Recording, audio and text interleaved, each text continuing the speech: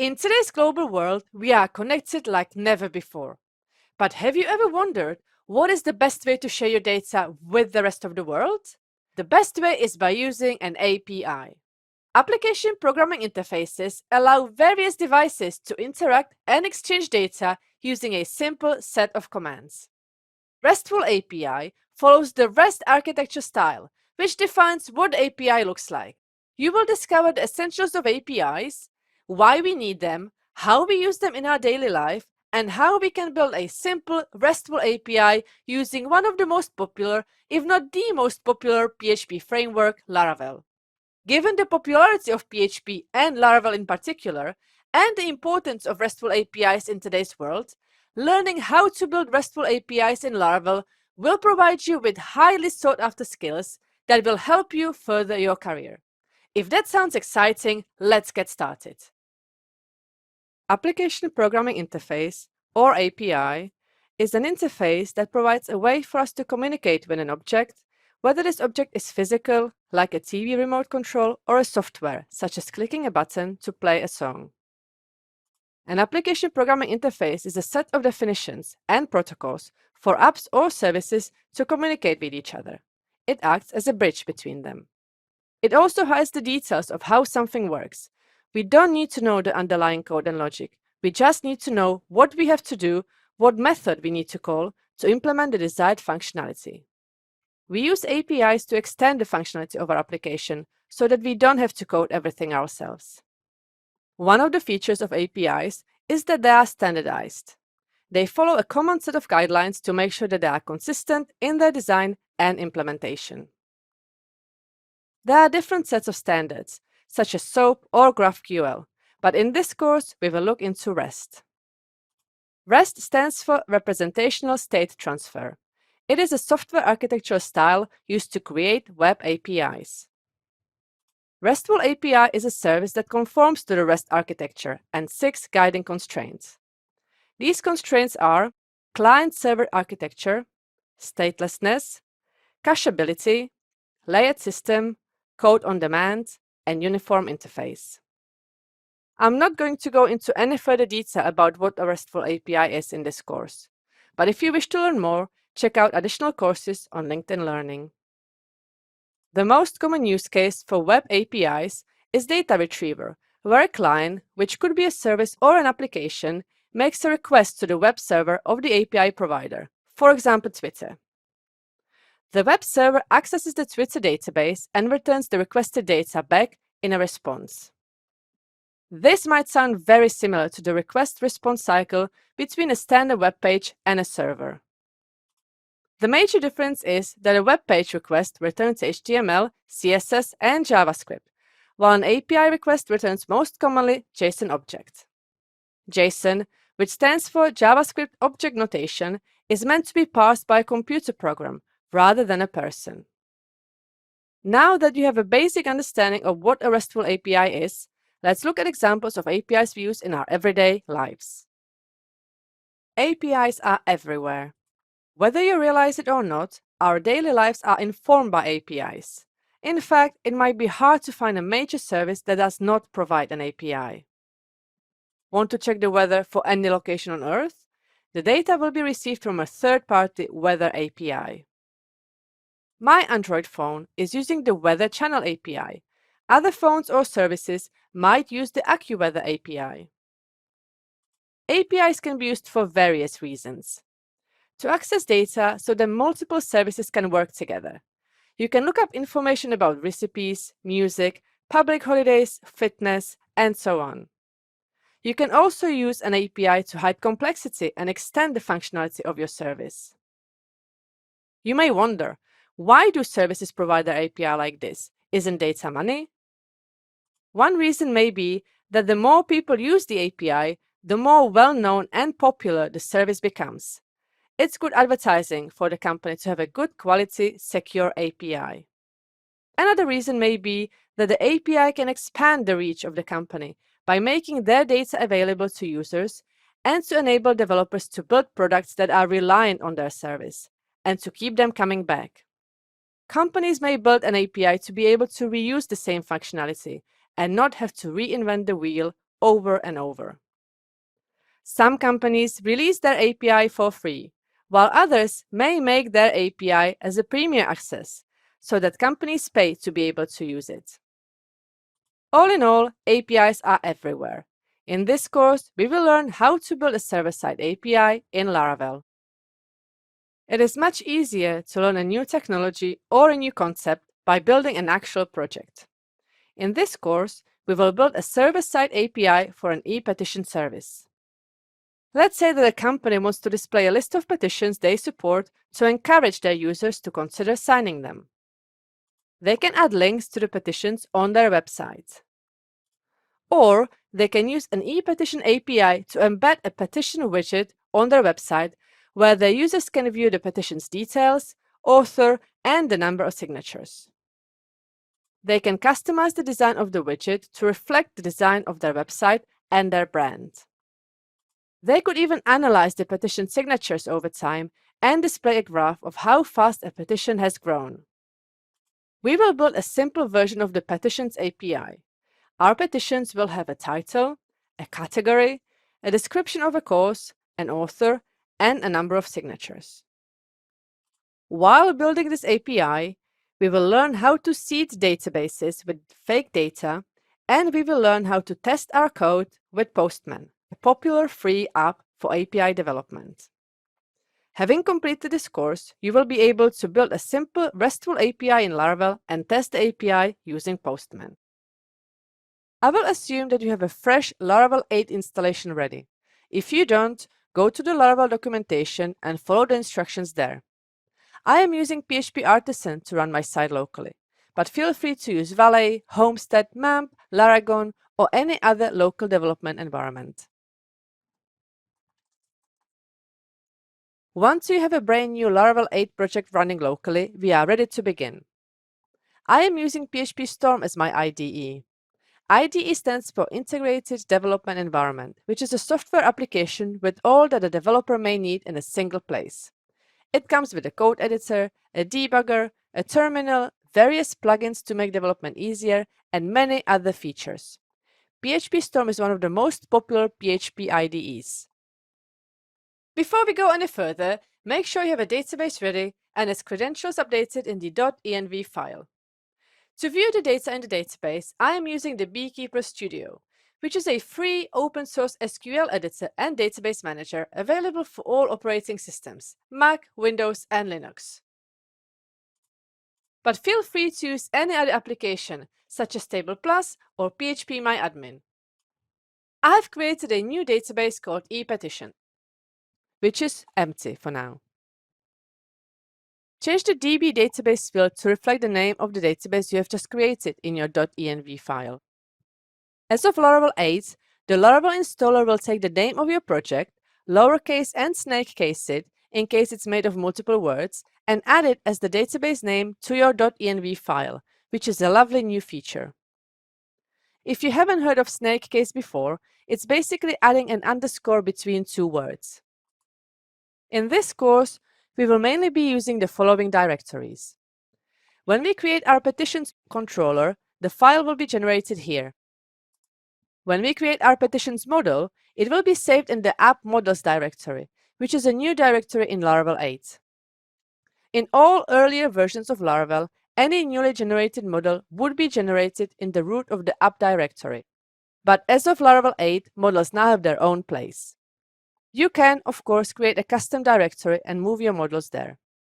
The database directory is where we will create our model factory, our migrations, and our seeder to seed the database with some data.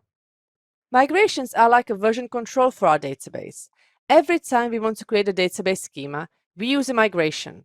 If we want to amend an existing database table, we create a new migration with the changes, instead of overwriting the original one. This way, we have a record of all changes done to the database. Routes is where all route definitions for our application live. In this course, we will not work in the web.php file, which provides session state, CSRF protection, and cookie encryption, things you need when creating web routes. We will work in the api.php file, which is where all stateless RESTful API routes live. Any routes placed in this file are part of the API middleware, which offers some API-specific services such as rate limiting. We won't do anything in the resources directory during this course, and the only testing we will do will be done in Postman, so we won't do any work in the tests directory either. Now that we have gone over the basic Laravel 8 directory structure, we are ready to start building our API. To get started building our RESTful API, let's create everything we will need during this course. We will need a model, a migration, a controller, an API resource, a factory, and a seeder. The most important part of our ePetitions application is the petition model. Each database table has a corresponding model which is used to query the data or add new data to the table. We can use PHP Artisan to create our model by running PHP Artisan make model petition in the terminal. The convention is to use the singular case, so petition, not petitions. Before we run the command, we could also create other classes we will need. By adding the -m or --migration flag, PHP Artisan will also create a migration. By adding the -f or --factory flag, it will create a factory. The -s or --seed flag will create a seeder, and the -c or --controller flag will create a controller. Or we could just run -a or --all flag to create everything all at once. We will need all of these classes, but I don't want to create a controller this way. I'll show you why in a minute. For now, let's run the command PHP Artisan make model petition -mfs. As you can see, we now have a migration, a factory, and a seeder ready. We will come back to these files in the future videos. For now, let's go back to the controller. I could have created the controller while I was creating the model, but I didn't want to do that, because doing it that way would create a standard resource controller, and I want to show you how we can create an API controller instead. API routes don't use the create and edit methods. We can create a controller that will automatically exclude these two methods by adding the flag --API to the artisan command. And because we will be using Laravel's model route binding, let's also add the --model equal petition flag to specify the resource model. Let's run this command now. Yes, we could have just created a resource controller and delete the create and edit methods, but I think it's good to know about this --API flag. And specifying the resource model will save us some typing later on. Finally, let's create an API resource class.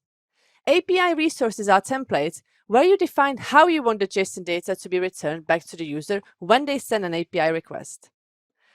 Let's run PHP Artisan make resource petition resource.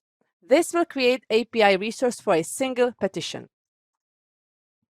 When we want to return more than one resource, more than one petition, we need to create a resource collection. We create a resource collection by running PHP Artisan make resource petition collection. Laravel will recognize that we are asking for a collection to be created, not just a single API resource.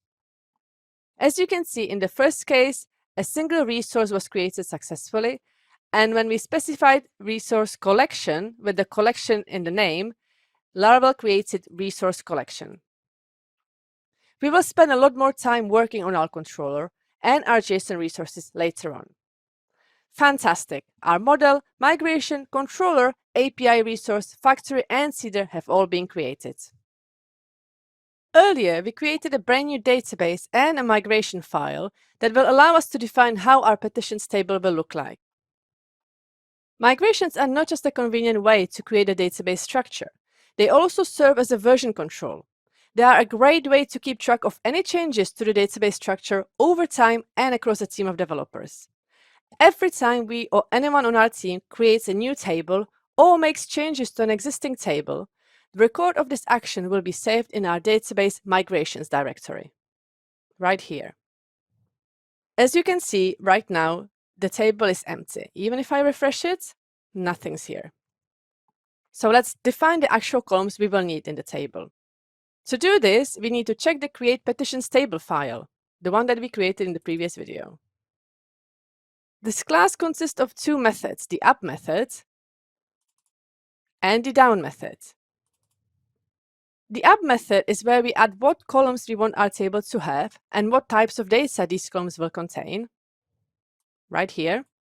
And the down method is used when we are dropping the table. We will not be doing anything in this method. So in the up method, we need to add the following fields. We will need the title, the category, the description, the author, and signees. The way we add them is by calling the appropriate field type method on the table. So for the title, we will call the string function. For the category, we will call the text function. For the description, we will also call the text function. For the author, we'll call the string function. And for the signees, we will call the integer function. The difference between the text and the string functions is that the string has a limit of 255 characters, whereas the text field can have many more. We could make every field except for the title field nullable, which means that these fields may be null and not required in the database. And we would do that by calling the nullable function on each field like this. But for our ePetitions application, we will have them all required, so let's get rid of these nullable calls. You can check out all the available column types in the Laravel documentation. There are many more than just string, text, and integer. Let's see what our database looks like before we run the migration. As you can see, it's empty. There are no tables there. Now let's run the migration by calling PHP artisan migrate in the terminal. Here, as you can see, Laravel is telling us that migration table was created successfully, which is this one, the petitions table. And all the other tables, they already came with Laravel by default, such as the create users table, create passwords resets table, and create failed jobs table, have all been migrated successfully as well. Now let's check the database itself. For now it's empty, and if I refresh it, there are our tables. Failed jobs, migrations, password resets, our petitions table, and the users tables. The petitions tables is the one that we created. In the structure, you can see that it has the ID.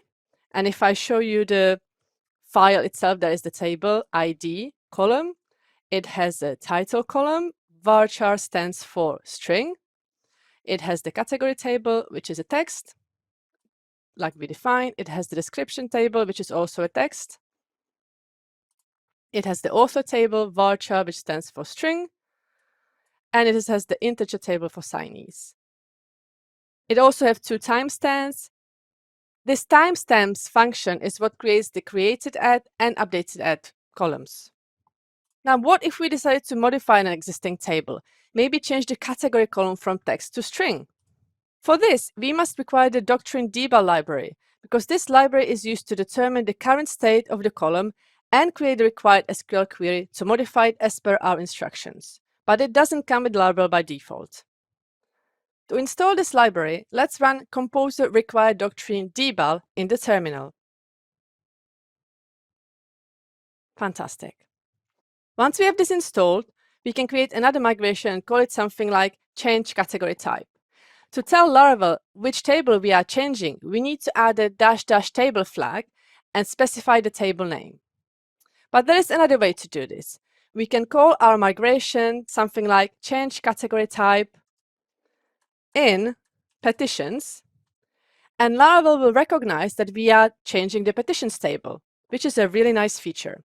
And even though either way will work, I find it more useful to have the table name in the file name so that I can quickly tell which migration modifies which database table. So let's run this command. As you can see, the migration has been created. Let's have a look in the migrations file. There it is. And up here, it says that we are changing the table petitions. So Laravel has prepared everything for us. Now we add the column that we are modifying to the up method together with the new column type and call the change method on the column like this. So instead of text, we now want the column to be a string. Now in the brackets, we define which column we are talking about, which is category. And now we need to call the change method. Let's run PHP artisan migrate. As you can see, Laravel has migrated the migration. For now, it's text. That's what it was before. And if I refresh, it now says varchar, which stands for string. Similarly, we could rename a column or drop the timestamps. Just refer to Laravel documentation for more details. And for every of these changes, use a new migration. This way, every migration file will be a record of the change we are making. And here we have it. Our database and the petitions table in particular have been created. To test our API, we will need data. Yes, we could add them manually to the database, but that would be too time-consuming and simply annoying. Instead, we can use model factories and database seeders to do this work for us. Database seeding is the initial process of adding data to the database. We can use the already created database seeder class and use the DB facade to insert the data into the petitions table like so. So we would use the DB facade, call the table static class on the petitions table, and call the insert function, which accepts an array of data.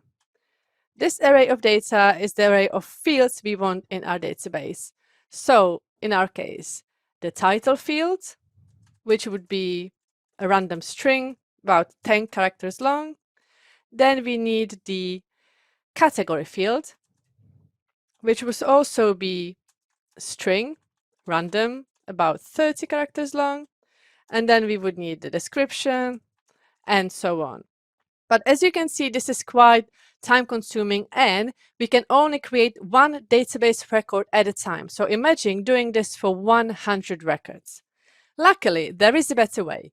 We can use model factories. In fact, you can see that the database seeder already hints that you can use a factory there. In this case, it's telling us you could use the user factory to create 10 records. Model factory is a class that allows us to generate a large amount of data we want to insert into our database. We have already created the factory class in the previous video, but for now it's empty. Let's define the data we want to insert into our database inside the definition method. We will be using an instance of the PHP Faker library, which is a library used to generate fake data and which comes bundled with every Laravel 8 installation. We'll add some fake data to every column of our petitions table. So let's create the title column, and it will be this Faker. And now we are asking Faker to create a word for us. For the category, we will run this Faker again, and in this case we will ask Faker to give us a text which is 50 characters long. For the description, we will run this Faker and ask Faker for text again, but this time a longer one, let's say 200 characters long. For the author, we will run this Faker and ask Faker to give us a name instead of a random word.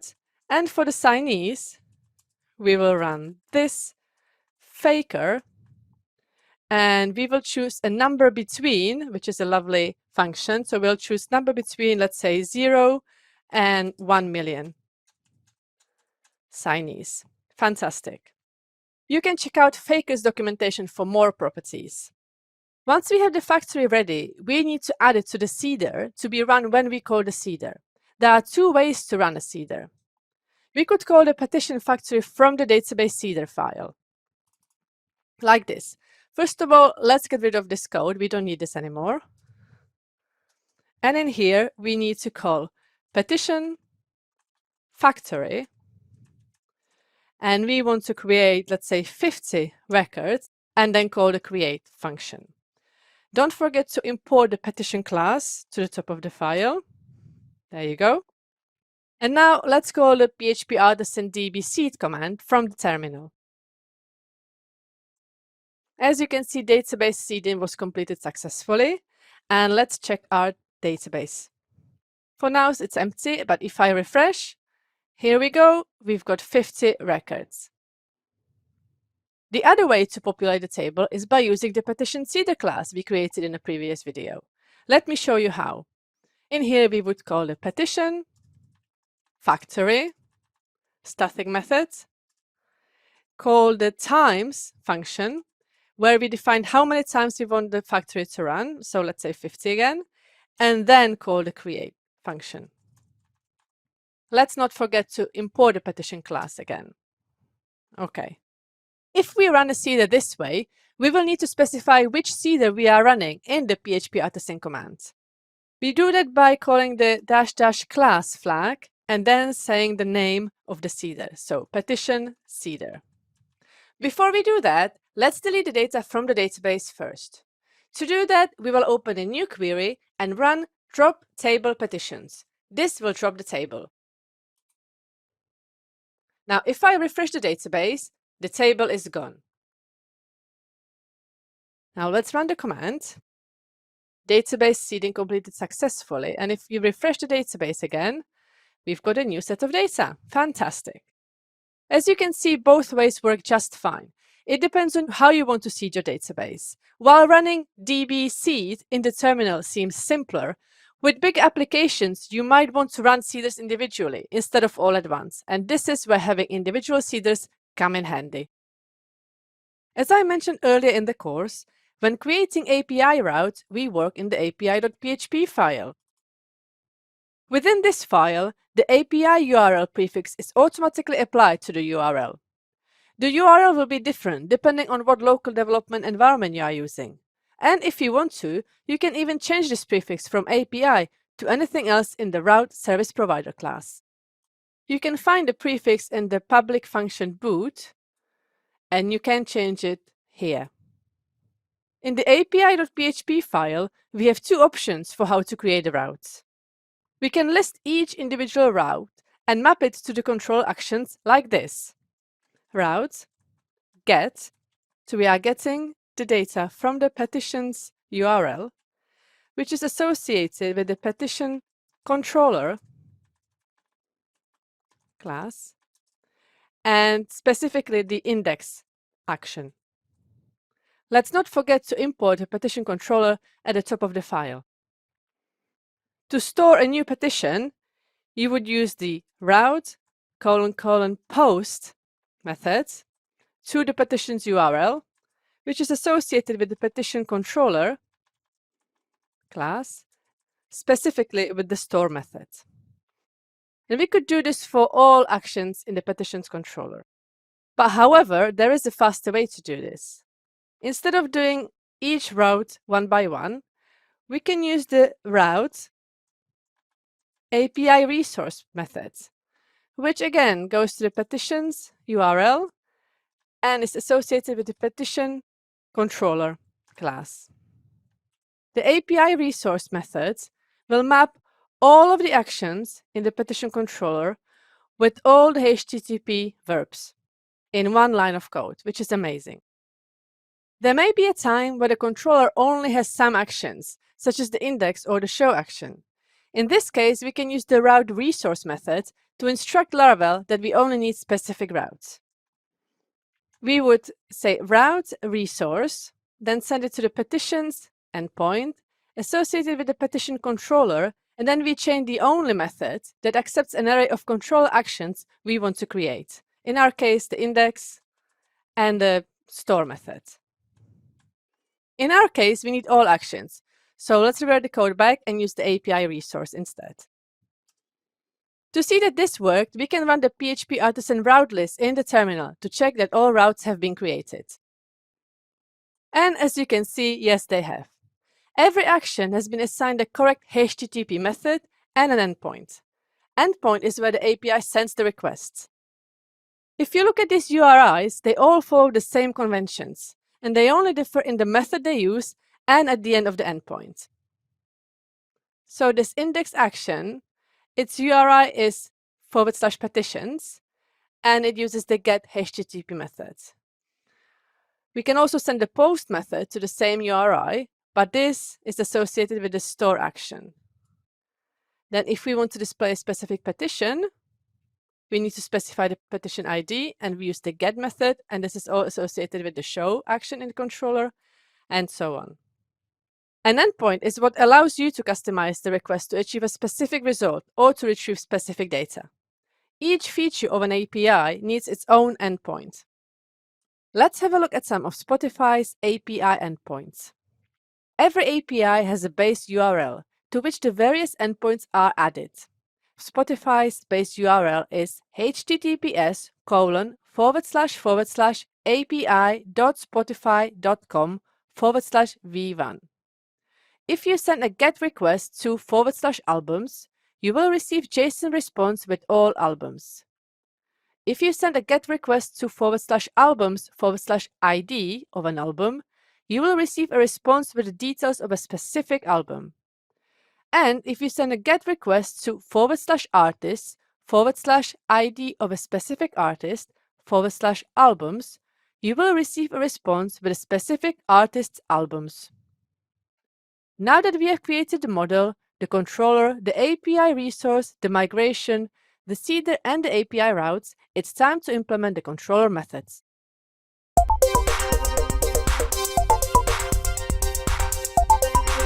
Welcome to our first challenge. Let's practice what we have learned so far. In this challenge, I'm going to ask you to create a brand new resource for an author, because as a part of our ePetitions API, we might want to allow our users to display all petitions created by one author.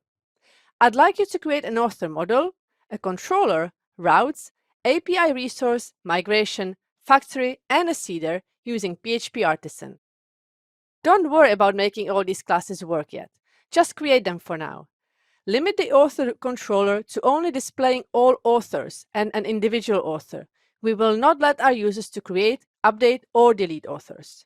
So go ahead and give it a go.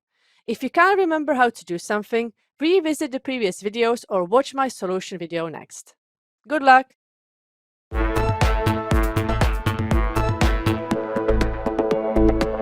Hopefully you were able to solve the challenge, but if not, don't worry. Let's do it together now.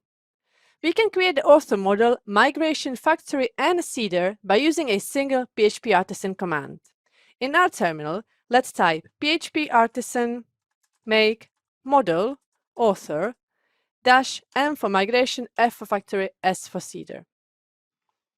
Next, let's create an API controller and set Laravel route model binding on it.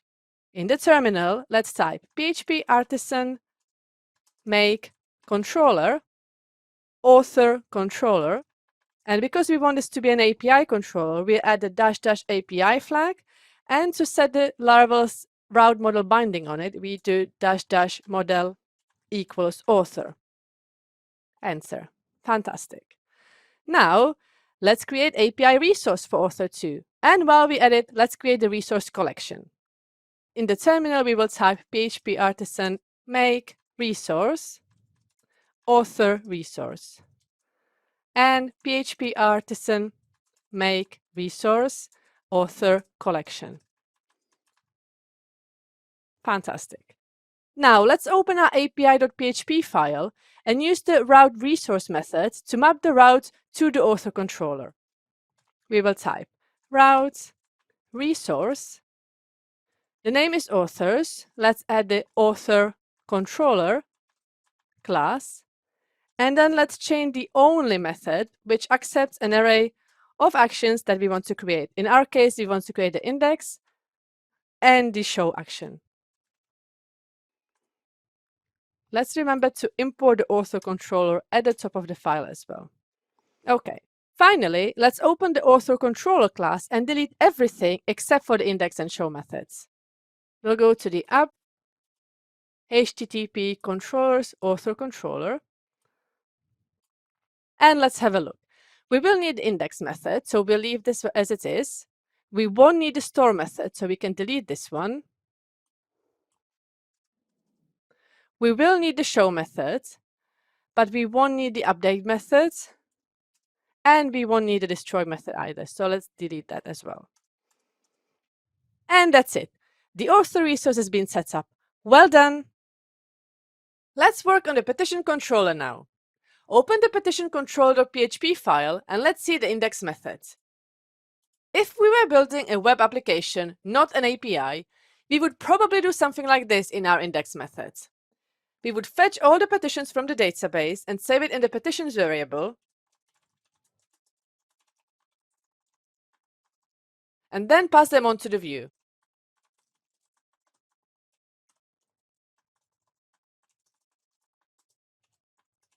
However, when building an API, we don't pass data to the front end.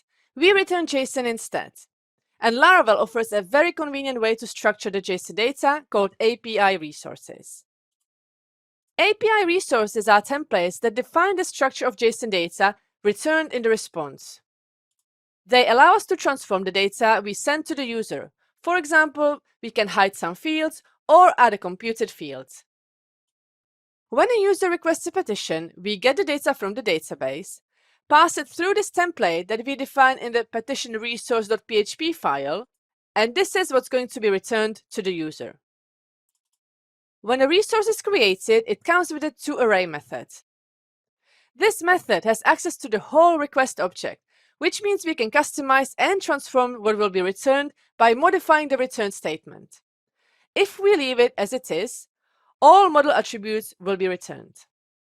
However, let's say we only want to return the ID, title, and the author. We would define these fields like this, omitting the other attributes.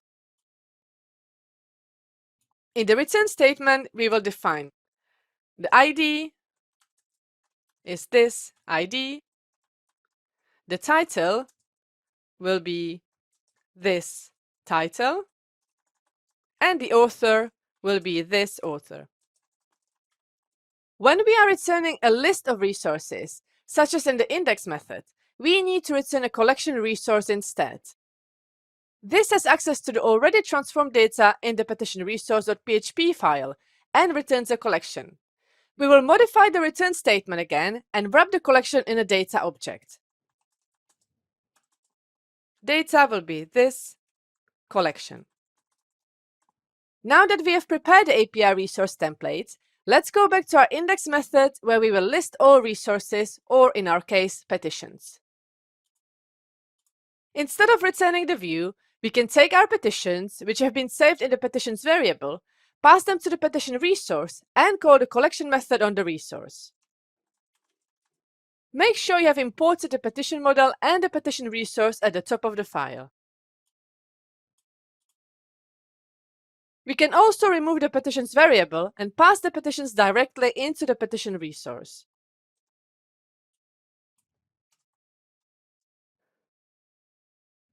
In a standard web response, we would return a HTTP response, which is what PHP Storm is expecting. We can change this docbook return value to return anonymous resource collection instead. There are two ways to return a collection: by calling the collection method on the resource like we are doing right now, or by returning a new collection.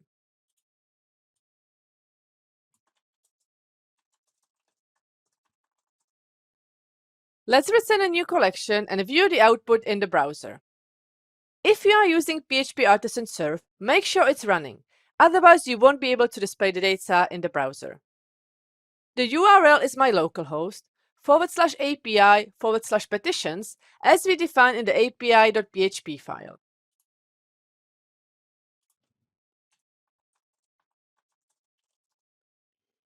As you can see, we have all 50 petitions that we created in the previous video. Notice that we are only seeing the ID, title, and author, like we defined in the petitions resource.php file. And the JSON is wrapped in the data object, which is really convenient. The reason for this is that sometimes we want to return other pieces of information along with the data, such as some custom headers, your API version, and so on. You can attach these extra pieces of data inside the toArray method on the petition collection like this. Let's go back to the petition collection file and let's add, for example, version, which could be 0.1.1, and the author, which will be me. If I go back to the browser and refresh, scroll all the way down, and here is the version and the author. This data will now be sent with every API response. However, if we return our collection by calling the collection method on the petition resource, it will not return any additional metadata. Let me show you. Let's go back to our index method in the petition controller, and instead of returning petition collection, we will return petition resource and call the collection method on it.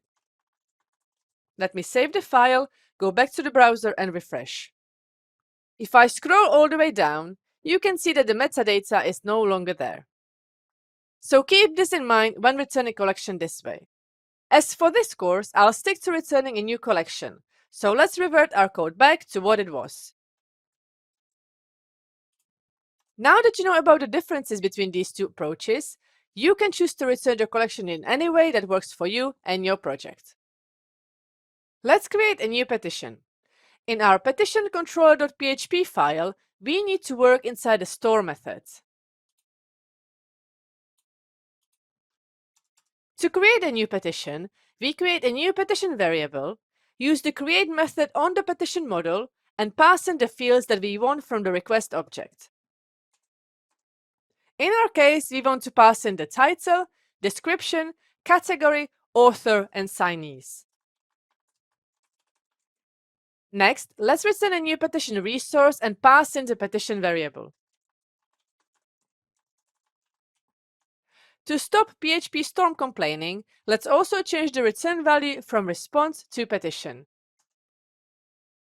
However, before we can actually save a new petition in the database, there is one more data protection action we have to do. All Laravel Eloquent models are protected against mass assignment vulnerabilities by default, and by using the create method, we are sending an array of data to our database. This array could potentially include some malicious content, which is why we need to specify which fields can or cannot be mass assigned on every model. Every time the create method is used, it checks for mass assignment. Let's open our petition model. There are two ways to deal with mass assignment. We can either set the fillable property or the guarded property. The fillable property is the list of fields that we can allow mass assignment on, while the guarded property is the list of fields that cannot be mass assigned. You need to do one, but not both. In general, you may want to use the fillable property when you have a small number of fields you want to allow mass assignment on, and the guarded property when you have a large number of fields and you only want to exclude some of them. In our case, we only have a small number of properties we want to allow mass assignment on, so I will use the fillable property.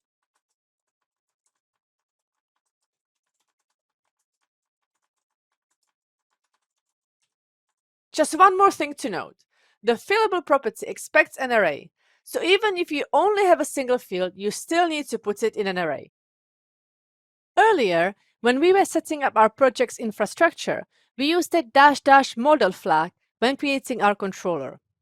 What we did was enable Laravel model route binding, which is just a convenient way to inject the model instance into our routes. If we didn't use the --, model, we would have an ID as the show method parameter. But since we specified the resource model when we created the controller, we now have a petition, which gives us an access to the entire model. Our show method will return a petition resource based on the specific petition. It works very similarly to the index method, except we are returning a single petition resource. So let's return a new petition resource and pass in the petition.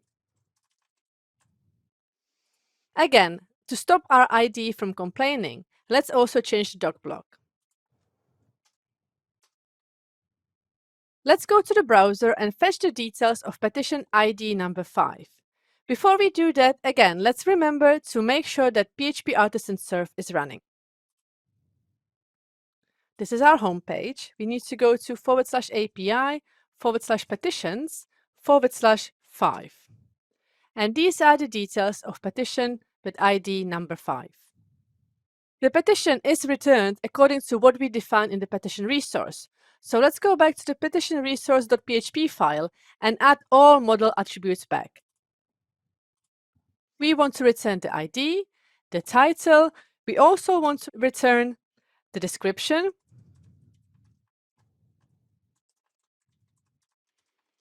we want to return the category, we want to return the author, and we want to return the signees. Using API resource means that not only we can define which fields we want to return to the user, we can also transform the fields or add computed fields. A very simple example would be to uppercase the field title by calling the UseWords method on the title. Let's see the browser output again. This is what it looks like before I refresh the browser window. And once I do, this is what it looks like now. So we can see all model attributes are returned back and the title has been uppercased. Fantastic! API resources are a very powerful way to transform the data, and I encourage you to check out the Laravel documentation for more examples. Updating an existing petition will be very similar to creating a new one, but instead of using post HTTP method, we will be using either put or patch. Put and patch are very similar in what they do. Both methods update an existing resource, but put replaces the entire resource while patch applies only a partial update to the resource. When using the put method, you need to send the entire resource, and if the resource doesn't already exist, it will be created. In this way, put works similarly to post. As for patch, you only need to send the data that you are updating, not the whole resource. Laravel will accept either a put or a patch method when our user wants to update a resource. Let's complete our update method now. Let's open our petition controller. We need to call the update method on the petition, pass in the fields we want to update from the request, and then return a new petition resource. So we'll do petition, update, we will pass in the request, and call the only function on the request, which accepts an array of fields. In our case, we want all the fields to be updatable. So we'll pass in title, description, category, author, and signees. We will then return a new petition resource and pass in the updated petition. If we compare the update method to the store method, we can see that they are very similar. The only difference is that in the store method, we are calling the create method on the petition model itself, while in the update method, we are calling the update method on the specific petition. There is one more thing to note. Before you allow a user to update a resource, you should add some checks so that a user can only update a resource they created, not just any resource. Because we are not implementing any authentication in this project, we won't be doing that, but it's definitely something you need to keep in mind. We are almost done with our petition control methods. The last method we need to implement is the destroy method. The destroy method will delete a single resource. Similarly to the update method, when you implement authentication in your API, you will need to check if the user is authenticated and authorized to delete a resource. But since we are not doing any authentication in this course, let me just show you how you would simply delete a petition. Let's open our petition control file and scroll down to the destroy method.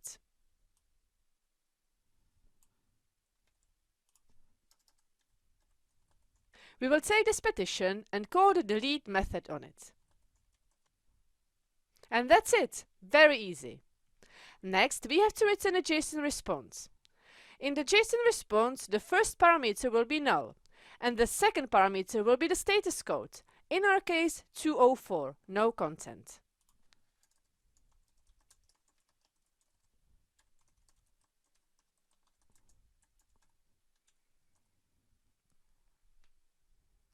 The reason we are returning null as the first parameter is because we are not returning anything in the body of the response. As for the status code, the most commonly returned code when a resource is deleted is 204, no content. In fact, you could be more explicit with what status code will be returned in the other methods too. You could wrap the petition resource or petition collection inside the JSON response and specify the HTTP response code. Let's do that in the index method. Instead of returning the new petition collection, we will return a JSON response with the petition collection passed in as the first parameter and the status code as the second parameter. In this case, 200 HTTP OK.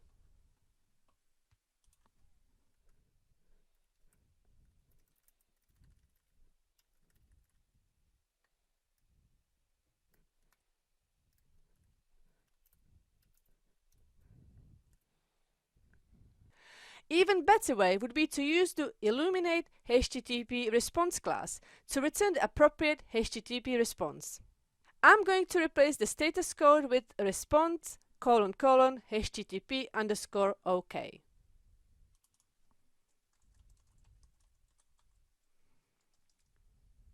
I will put my cursor back on the response and import the class. Make sure to import the correct response class, the Illuminate HTTP one, because as you can see, there are quite a few of them. Now that we have imported it at the top of the file, if I delete the HTTP OK and start typing, PHP Storm will offer all of the other codes, and not just the numbers, but the names too.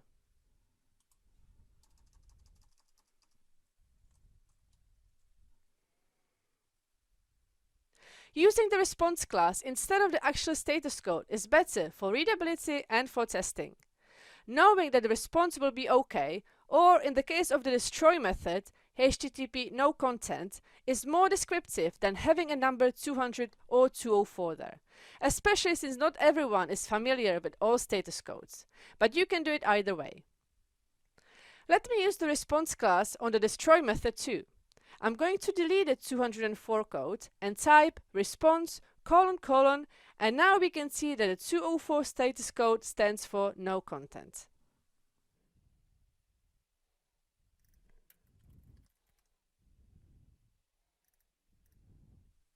And here we have it. We have just created a very simple but functioning RESTful API in Laravel. You might want to take this API and add pagination, sorting, authentication, better data validation, or rate limiting. These concepts are too advanced for this course, but what we have right here is enough to get you started.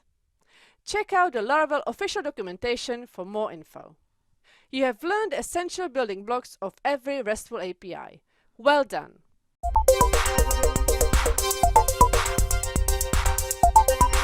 In the previous challenge, I asked you to create the various author files. In this challenge, I'd like you to fill the author's database table with the name string field, migrate the database, add the name field to the fillable array on the author model, create the author factory, and seed the database with 10 different authors using the faker's name property. Once you do this, return the author collection in the index method of the author controller and an author resource in the show method of the author controller. Before we continue, as you can probably tell, there is one-to-many relationship between a petition and an author. A petition has one author, but an author can have many petitions. We will not implement any relationships in this course, so for the purpose of this challenge, assume that author is an independent resource. Have a go! And if you find yourself unsure how to continue, review the videos in this chapter or check out the solution video next.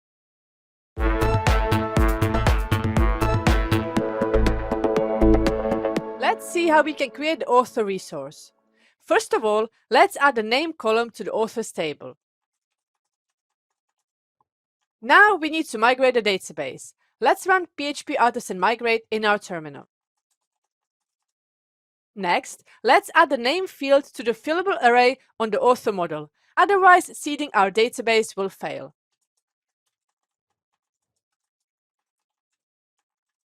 Now let's open the author factory class and return name as an instance of the faker name property. Let's go to the author seeder class and create 10 authors.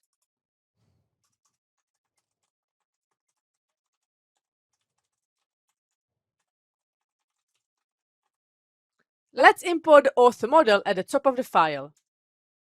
Finally, let's seed the authors table with some fake data.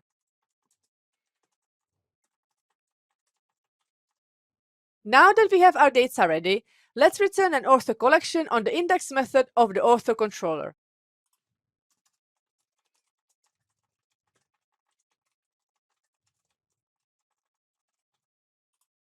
Make sure you import the author collection at the top of the file. Let's return a single author resource on the show method.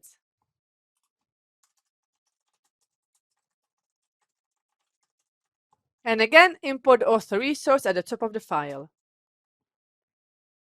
You could have also wrapped the author collection and the author resource inside the JSON response and specified the HTTP status code, but either way is fine. And that's it! We can check our authors endpoint in the browser to see that we get all 10 authors and any individual authors we might want. Let's run PHP artisan serve in our terminal. I'm going to click on this link, go to /API/authors, and here we have all 10 authors. And if I wanted to see the details of the authors with ID number 5, I'm just going to do /5, and here it is. Fantastic! Well done, everyone! We need to test our API to make sure our endpoints are working and returning the data we expect. So far, we have been checking the data in the browser, but we cannot easily create or delete a resource through the browser, which is why we need a different tool. There are many different ways to test an API, but in this course we will be using Postman, a free API testing tool.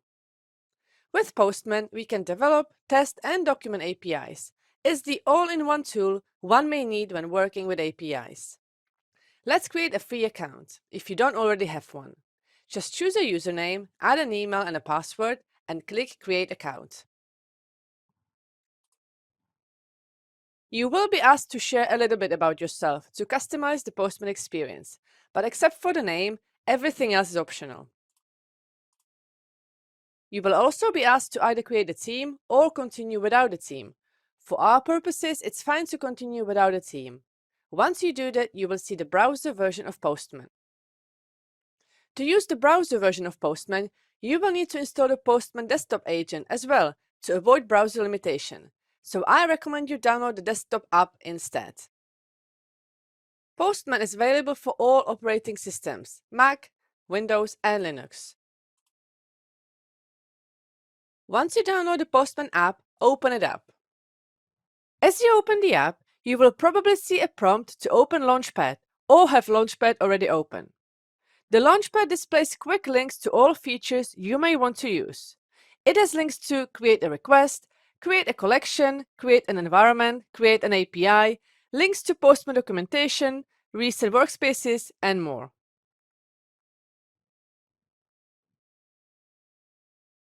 Let's see how we can create a simple request. You could do so from the Launchpad, or by clicking on the New button in the top left corner of the screen. If we click on this button, you can see that we can create a new request, collection, or environment, and we can also check out the Templates tab or the API Network tab. I encourage you to explore these tabs, but in this course we will only create a new collection and new requests. Because Postman saves all requests inside a collection, you either have to select an already existing collection or create a new one while creating a new request. Let's create an ePetitions collection. We can write a short description of the collection, which is especially useful when working with other people and multiple collections, but I'm going to skip it. Our app doesn't have any authorization either, nor any pre-request scripts, tests or variables. However, these options are there for you when you need them.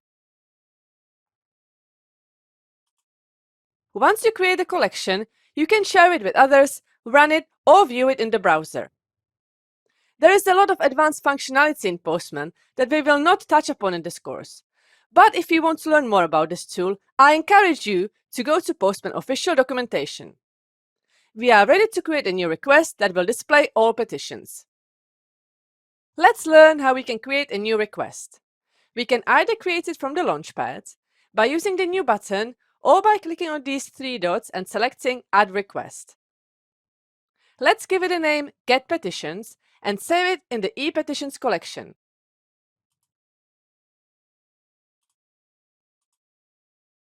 We now have a new empty request.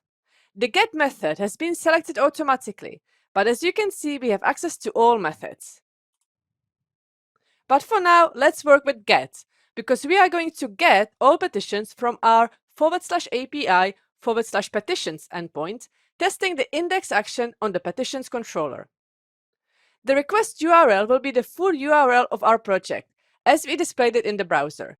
But before we send the request, let's make sure we are running PHP Artisan Serve in our terminal.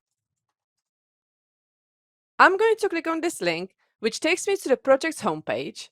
Go to /API/petitions to see all petitions in the browser. Copy the URL and paste it in the request URL field in Postman. If you cannot remember the method or the endpoint we need to test, run PHP Artisan route list in your terminal. I'm going to use an additional terminal window so that I can keep PHP Artisan Serve running in this one. We need to look at the petitions endpoint, not the author one. The method is get. The URI is API/petitions. And the action is the index method of the petition controller. Let's go back to Postman and click Send. If everything works as expected, we will receive a response with all petitions from this API endpoint. As you can see, the status is 200 OK, which means our request was processed successfully. We can also see how long it took to receive the response and what size it is. If I hover over the status code, I'll get a pop-up with some additional information, which is really useful, especially if we receive an unexpected status code. We can view the response in different formats: pretty, raw, and preview. But the pretty one is usually the prettiest, so let's stick with that. If you wanted to visualize the response, Postman has tutorials to tell you how to do it. It's a really interesting feature. Now that we have created this request, let's close the tab by clicking on the X and save changes, so that we can come back to it later. Let's test the store method to make sure that we can create a new petition. Looking at the PHP Artisan route list output, we can see that the method will be post, the URI will be API/petitions, and the action is the store method on the petitions controller. If everything works, we will be able to create a brand new petition using Postman, increasing the total number of petitions from 50 to 51. We need to create a new request, and I will do that by clicking on the New button. I'll call it Post a Petition, save it in the ePetitions collection, and I will choose the Post method from the dropdown. The request URL is exactly the same as the one we used in our Get Petitions request from the last video, so I'll just copy it over. Sending a post request is slightly more complicated, because we have to create the body of the request ourselves. Switch to the Body tab, click Raw and select JSON. To make it easier, we can simply copy one of the petitions from the previous GET request, but make sure you include the curly braces and don't have the trailing comma at the end. That would break the request. Believe me, I've been there many times. Let's change the title to Hello and the author to Jane Doe. I'm also going to delete the ID value because the ID will be assigned automatically. Let's click Send now. We can see that the status is 201 created, which is a success status. And here in the response window are the details of the petition we just created. Let's go back to the Get Petitions request and scroll all the way down to see that we have 50 petitions at the moment. But as soon as we send the request again, we will receive 51 petitions back. Our brand new petition will be at the end. Fantastic! This means that our store method is working as it should. Let's close the Post a Petition tab by clicking on the X and save changes. Let's test the Show method and display a single petition, our newly created petition with ID 51. Create a new request, call it a Get a Petition, and make sure that the Get method is selected. Let's see the route list again to see what our endpoint is. API/petitions/petition is the URI, which means we have to add a petition ID at the end of the URL string. Let's go back to the first GET request we created to copy the URL again. Notice that as we select it, Postman offers us to set it as variable. What it means is that instead of copying or typing the whole URL over and over again, we can save it in a shorter and simpler variable. In our case, the URL isn't very long and complicated, but sometimes you might work with really complex URLs with parameters, and in this case, setting it up as a variable might be useful. Let's do it together just to see how it works. Click Set as New Variable and give it a name. In our case, I'm going to call it petitions. Make sure that the value is correct. The value would be the URL you're trying to save as a variable. You will have to select a scope, and I'm going to select the global scope so that this variable is available across collections. Click Set Variable now. The URL value has now been changed to the name we gave it, petitions, inside double curly braces. If you hover over it, you'll get a pop-up with the details of this variable. Now that we have set it up, we can use this variable for the shared part of the URL. Once you start typing it, Postman will suggest possible variables from the ones you may have created to variables that come with Postman by default. Don't forget to add the / after the variable and the ID of our petition, 51. Click Send, and here we go. We receive a status code 200 OK, and our response contains the details of a petition with the ID of 51, which means our endpoint and the store function is working as it should. Take a note of what the output looks like. We can see the data object with a title, category, description, author, and signees. Let's go back to PHP Storm and change what the output should look like in the petition resource file. Let's comment out the author and signees quickly, save the changes, and send the GET request in Postman again. There you go, the response has changed accordingly. We no longer see the author and signees there. This shows that our petition JSON resource is working as it should too. Well done! Before we go, let's change the petition resource back to what it was before. Let's send the request again to make sure that the data is back to what it was. We can now close the Get a Petition tab. Let's test the update method of the petitions controller. Create a new request, give it a name, update a petition, and save it in the ePetitions collection. By the way I name the request is just a personal preference. You can choose your own naming convention. When updating a resource, you can choose between the put and patch HTTP verbs. We spoke about the difference between these two early in the course, but even if you are not sure which one to use, you can look at the route list. You can see that Laravel will accept either of them. I'm going to choose patch. The request URL will be the same one as the one we used in saving a new petition. We will use the petition variable and add the petition ID at the end. Let's update the petition with ID 20.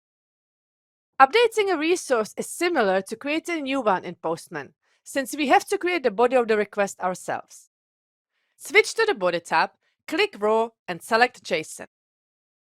Let's go to the Get a Petition request and request the details of the petition with ID 20.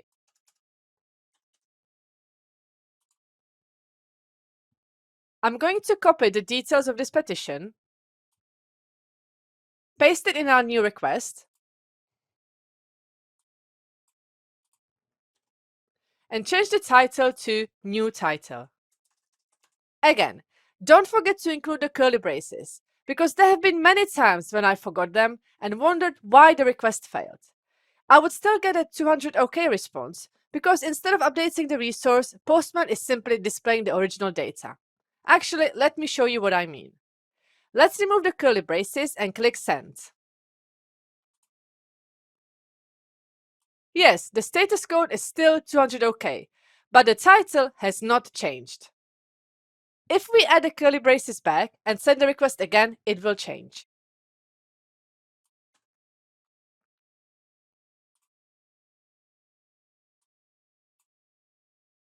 This shows that the endpoint and the update method is working. Let's close the tabs and save the changes. The last method we need to test is the destroy method, which will take a specific resource and delete it. Let's create a new request, call it delete a petition, and select the delete HTTP verb from the dropdown. We will use the petitions variable and append the ID of the petition we want to delete. Let's say ID number 25. Let's click send and see what happens.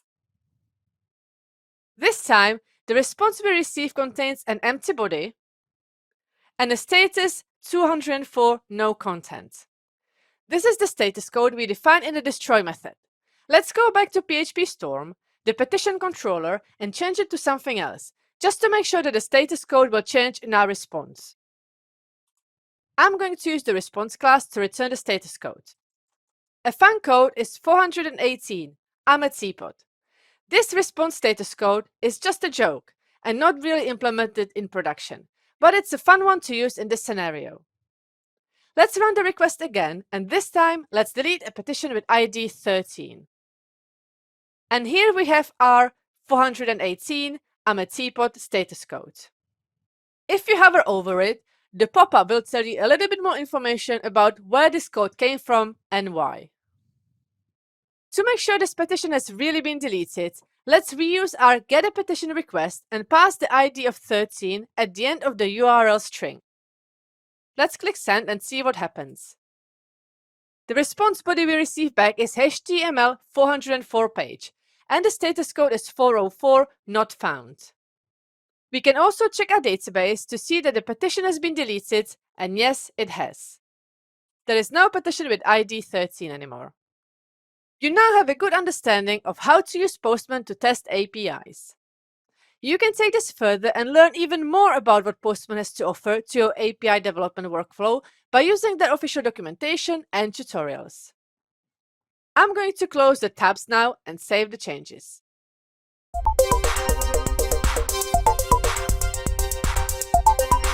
Welcome to the last challenge of this course.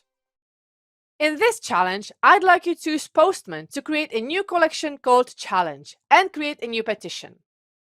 Let the title be My New Petition, the description be My New Petition Description, the category be Nature, and you will be the author. And let's give it a good head start with 100 signees. Next, I'd like you to edit the title of the petition ID 24 to updated title and check that it has been changed. Finally, I'd like you to delete a petition with the ID of 45 and make sure that this petition no longer exists. If you are not sure how to do something, review the videos from the last chapter or watch me go through the solutions to this challenge in the next video. Good luck!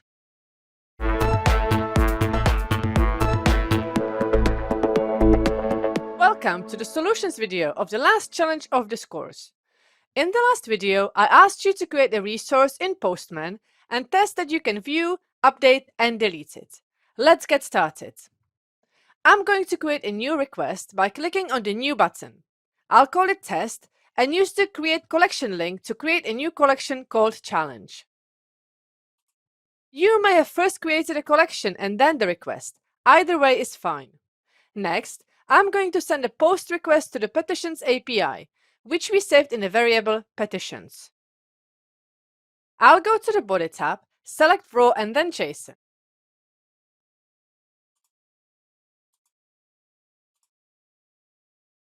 Inside curly braces, I'll create a JSON object with a title, description, category, author, and signees, keys, and values. The title is My New Petition. The description is My New Petition Description. The category is Nature. The author is Susanna. And the signees is 100. Next, I'll send a request and check that I received a 201 created status code. I could create a new request, but I'm going to reuse this one for the next part of the challenge. I'll change the HTTP verb to patch, append the number 24 to the end of the URL, go to the body tab, and change the title property to updated title. I'm going to delete everything else and keep only the title. I'll send the request and make sure I receive the status code of 200 OK. And yes, I have. To make sure the petition has been updated, I'll change the HTTP verb to get again and fetch the details of the petition with ID 24. And yes, the title is the updated title. Finally, I'm going to change the HTTP verb to delete and select the petition with ID 45. I'll press send and make sure I receive the status 418, I'm a teapot, or 204, no content, depending on whether we updated our destroy method or not. You could have created a new request for every step of this challenge, or you could just reuse the same one the way I did. Postman saves the history of every request you send in the History tab, and if you decide to save the request after you've already run it, you can do it from there too. Well done for completing this challenge. This brings us to the end of this course. By completing this course and building the ePetition API, you now have a foundational understanding of what RESTful APIs are and how we can build APIs in Laravel. This is a great starting point to explore RESTful APIs even further and to build more complex API solutions.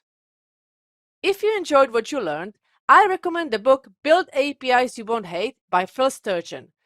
Also, make sure you stay up to date with Laravel, as the framework is being actively developed and improved.